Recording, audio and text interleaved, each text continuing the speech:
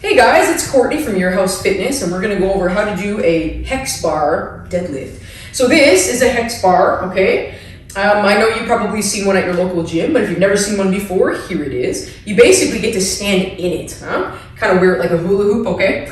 So a hex bar is a good alternative to a straight Olympic bar for deadlifting, especially if you're not the most flexible person in the world or you have any issues like back issues, okay, hamstring issues, that sort of thing. So this will just allow you to stand in the middle of the bar basically, right? So it changes the center of gravity and then you're able to change the way that you grip it. So instead of this traditional overhand or alternating grip where the weight is in the front of the body and you're gonna use your hips to basically get yourself out of it, this will just kind of keep the weight more in the center, right?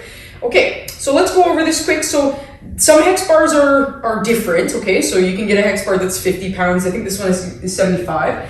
And there are two different areas to grip, so you could flip the bar over as well. I'm pretty short, and this is a good height for me, okay? So I'm gonna just basically try to grab right in the middle here of the gnarling, okay?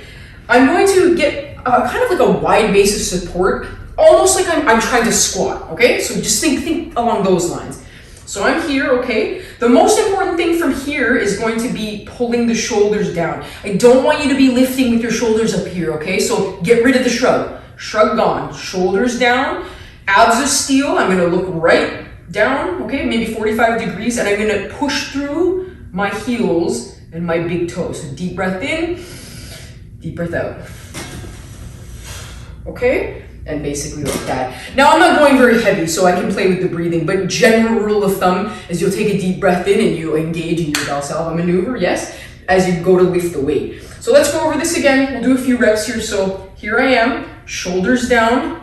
Again, pushing my butt out, but it's kind of like a squatting type position if you're not sure, versus like this kind of position where I'm like parallel to the floor with my back.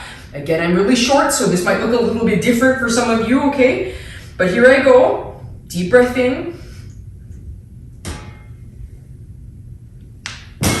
Okay, so something just like that. So gripping, overhand grip here, okay? Shoulders down and back, sticking my hips out as best I can, but also bending my knees so that I'm not straining my back, right? And then just lifting, locking out at the top, and bringing it all back down, okay?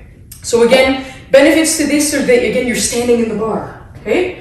Instead of having the load out in the front. So, and as a lifter myself, I can lift a lot more weight with a hex bar than I can with a straight bar.